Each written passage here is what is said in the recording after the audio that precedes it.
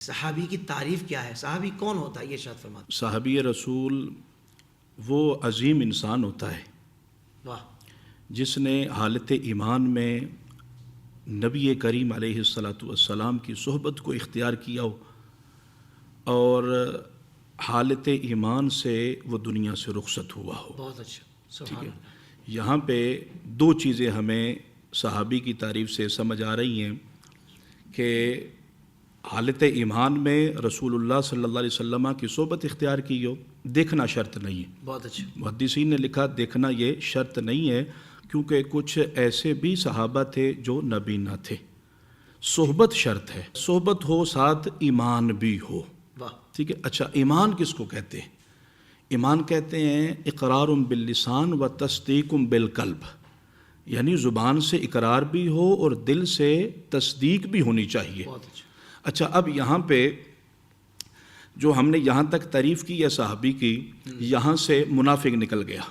نکل گیا، بالکل جی، جو کہتے ہیں جی فلاں صحابی معاذ اللہ وہ منافق تھا، فلاں منافق تھا، نہیں، جو صحابی ہے وہ منافق نہیں ہو سکتا، اور جو منافق ہے وہ صحابی نہیں ہو سکتا۔ کیا کہنا ہے؟ واہ واہ واہ۔ کیونکہ دیکھیں، غور فرمائیں، جو محدثین نے صحابی کی تعریف کی ہے جو حالت ایمان میں مصطفیٰ کی صحبت اختیار کرے، تو ایمان کہتے ہیں زبان کی اقرار کو اور دل کی تصدیق کو۔ جو منافق ہوتا ہے وہ فقط زبان سے اقرار تو کرتا ہے لیکن دل سے اس کی تصدیق نہیں کرنے والا ہوتا۔ صحیح۔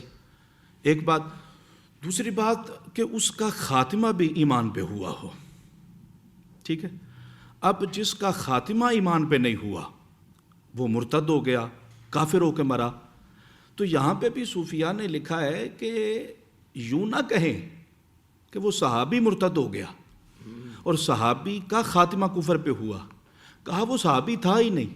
کیا کہنے، واہ واہ واہ۔ اگر اس کے دل میں ایمان اترا ہوتا تو حضور کی صحبت اس نے اختیار کی تھی، اب دل میں ایمان کی بجائے کفر کیسے آ سکتا تھا؟ بہت اچھا، واہ واہ۔ تو کہا وہ ظاہری طور پہ تو وہ مسلمان بن چکا تھا لیکن دل کی گہرائیوں میں ایمان نہیں اترا تھا۔ علماء نے یہ بھی لکھا ہے کہ وقتی طور پہ اگر ارتداد طاری ہو جاتا ہے، ٹھیک ہے، بعد میں پھر وہ کلمہ پڑھ کے مسلمان ہو جاتا ہے تو وہ صحابی ہے۔ بالکل ٹھیک۔ کیوں؟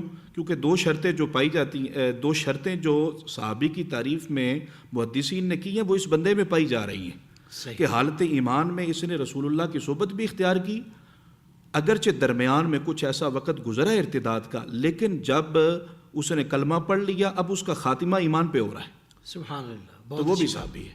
واہ۔ اچھا، جو صحابی کا معاملہ ہے یہ نبی کریم علیہ السلام کی ظاہری حیات تک محدود ہے۔ اب اگر اس دور میں کوئی جتنا بھی نیک ہو، صالح ہو، متقی ہو، پرہیزگار ہو، وہ نبی کریم علیہ السلام کو خواب میں دیکھے یا بیداری کے عالم میں دیکھے، اسے ہم صحابی نہیں کہہ سکتے۔ بالکل ٹھیک۔ جس طرح نبوت کا معاملہ ختم ہو چکا ہے، صحابیت کا معاملہ بھی ختم ہو چکا ہے۔ بہرحال صحابی بہت بڑا درجہ ہے، بہت بڑا درجہ ہے۔ سمجھ لیں کہ ولایت کے سب سے اعلیٰ درجے کا نام صحابی ہے۔ اب صحابہ کرام علیہم رضوان حافظ بھی تھے، قاری بھی تھے، عالم بھی تھے، محدث بھی تھے، مفسر بھی تھے، شہید بھی تھے، لیکن جب ہم ان کو یاد کرتے ہیں تو کس نام سے یاد کرتے ہیں؟ صحابی کے نام سے یاد کرتے کیا ہیں، بات ہے، واہ کیونکہ یہ سب سے بڑی ڈگری ہے۔ سبحان اب ایک بندہ پی ایچ ڈی ہولڈر ہے تو اس کا تعارف یوں نہیں کرایا جائے گا کہ یہ میٹرک پاس ہے یا اس نے ایف اے کیا ہوا ہے۔ وہ میٹرک، یہ ایف اے، پی اے، یہ سب نیچے رہ جاتے ہیں، کیا کہنے ہیں۔ اس نے ڈاکٹریٹ کیا ہوا ہے۔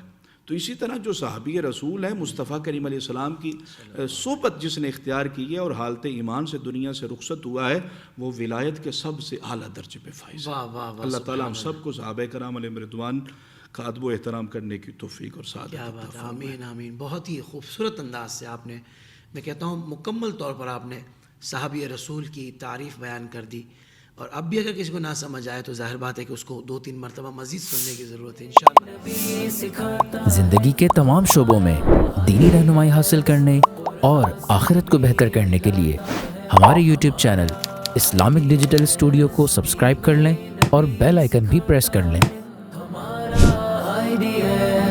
قرآن سے بھی ملاتا ہے ہمارا